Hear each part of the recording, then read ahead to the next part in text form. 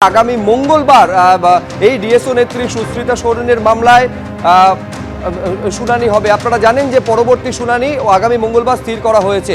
আগেই ডিএসও নেত্রী সুস্মিতা সোরেনের মামলায় এসআইটি গঠনের নির্দেশ দিয়েছিল হাইকোর্ট।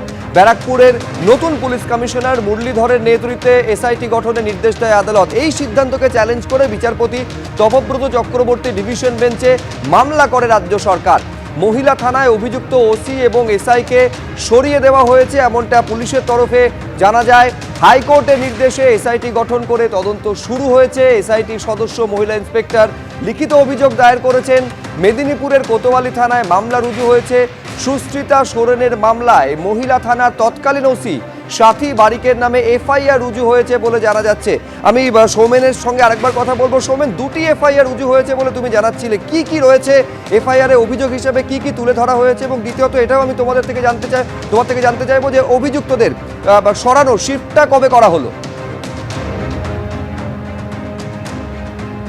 একেবারে দেখো, এদেরকে সরানো হয়েছে যে ট্রান্সফার অর্ডার আমাদের হাতে এসে পৌঁছেছে হচ্ছে 20 মের তারিখে, অর্থাৎ 20 মে। আমরা যেমনটা বলছিলাম যে 19 মে ডিএসওর মামলার প্রেক্ষিতে এফআইআর হয়, এফআইআর নম্বর 265/25, এবং 22 মে এসএফআইয়ের যে মামলা রয়েছে সেই মামলার প্রেক্ষিতে একটা এফআইআর হয় 273/25। এই দুটো মামলাই কিন্তু হয়েছে এই এসআইটির পক্ষ থেকে ইন্সপেক্টর প্রতিভা হালদারের যে আবেদন, সেই আবেদন করা হয় কোতোয়ালি থানায়। সেই আবেদনের প্রেক্ষিতেই কিন্তু এই এফআইআর হয়েছে, এমনটাই কিন্তু পুলিশ সূত্রে খবর। এবং 20 মে একটি ট্রান্সফার অর্ডার বের হয় যেখানে বেশ কিছু অফিসারের ট্রান্সফার রয়েছে, এবং সেখানেই দেখা যায় এই দুজন, অর্থাৎ তৎকালীন ওসি সাথী বারিক যাকে ডিআইবিতে ট্রান্সফার করা হয়েছে, এবং একই সাথে আরেকজন সাব ইন্সপেক্টর লীনা মাহাতো তাকে ডিবিতে ট্রান্সফার করা হয়েছে। এই দুজনের নামই কিন্তু এফআইআরে রয়েছে ডিএসওর মামলার প্রেক্ষিতে, সিটের আবেদনের প্রেক্ষিতে যে এফআইআর রয়েছে তাতে, এবং একজনের নাম রয়েছে এসএফআইয়ের যেই মামলা, সেই মামলার প্রেক্ষিতে যেই এফআইআর রয়েছে তাতে। এবং একই সাথে আরও একটা আপডেট তোমায় জানিয়ে রাখি, যেমনটা আমরা জানতে পেরেছি যে এই সিটের পক্ষ থেকে গত 28 মে ডিএসও অফিসে যাওয়া হয়, এবং ডিএসওর যে কজন অভিযোগ করেছিলেন সুস্মিতা সোরেন সহ 4 জন, তাদের কাছ থেকে কিন্তু বয়ান রেকর্ড করা হয়েছে। অর্থাৎ এটাও কিন্তু তদন্ত প্রক্রিয়ার মধ্যেই ছিল যে তারা কি বলছে তাদের বয়ান এসআইটিকে রেকর্ড করতে হবে। সেই মতো 28 মে এটা করা হয়েছে, এবং তার একদিন পরে এসএফআইয়ের অফিসে গিয়ে এসএফআই নেত্রী সুচরিতা দাস, তারও কিন্তু বয়ান রেকর্ড করা হয়েছে, এমনটাই কিন্তু আমরা জানতে পেরেছি।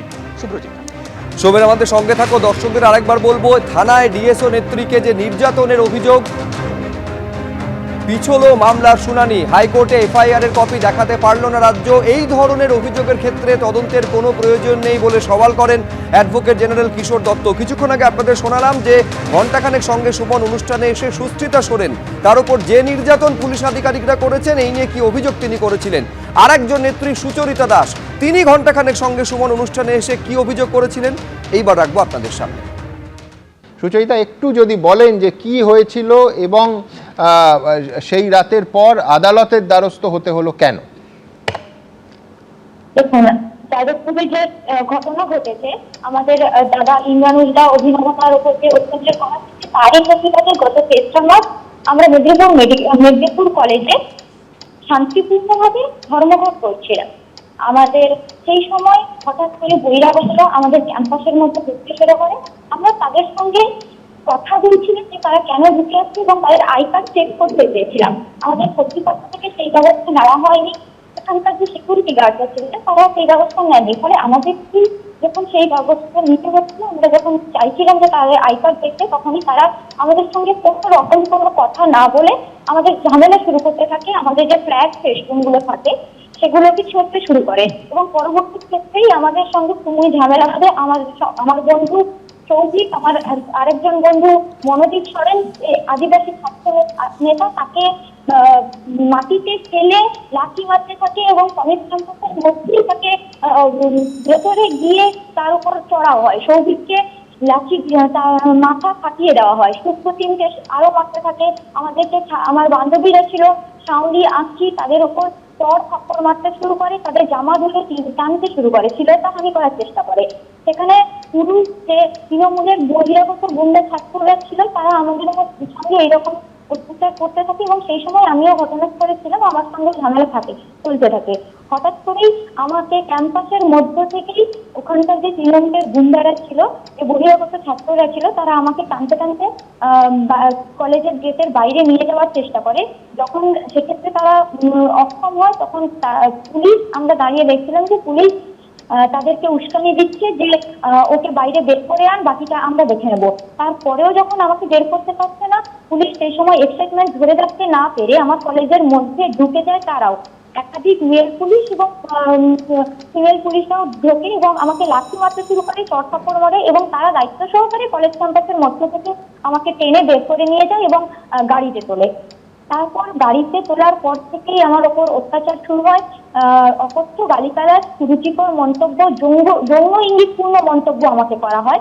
গাড়িতে মারা হয়, চড় থাপ্পড়, চুলের মুঠি ধরে টেনে তোলা হয়, হাতে ঘাড়ে কিল ঘুষি মারতে থাকে। তারপর আমাকে ওখানকার যে পাটনা বাজার, আমাদের মেদিনীপুরের একদম প্রান্তের দিকে একটা জায়গা, যেখানে নিয়ে যাওয়ার পর আমাকে বসিয়ে রাখা হয় একটা জায়গায়। তারপর হঠাৎ করে সিসিটিভি, ওখানকার থানার মধ্যে সিসিটিভি নেই এরকম একটা রুমে আমাকে নিয়ে যাওয়া হয় এবং সেখানে অনেকজন পুলিশ কর্মী মিলে আমাকে মারতে থাকে, বিভিন্ন রকমের গালিগালাজ করতে থাকে।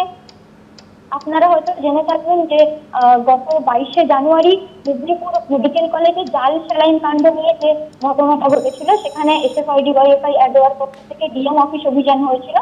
সেখান থেকে ওনারা আমাকে বলতে থাকেন যে আগে থেকেই তুই ডিপার্টমেন্টে মার্ক হয়ে আছিস, তোকে টার্গেট করেই রাখা হয়েছিল, তোকে মারা হবে, সত্যিভাবে মারা হবে। তারপর মারামারি করার পর আমাকে আবার এনে বসানো হয়, যেখানে আমাকে প্রথমে বসানো হয়েছিল। তারপর আমাকে আবার অন্য আরেকটা রুমে নিয়ে যাওয়া হয়, সেখানে মারামারি করা হয়। এরকম দফায় দফায় আমাকে মারামারি করতে হচ্ছে এবং কুরুচিকর মন্তব্য করতে।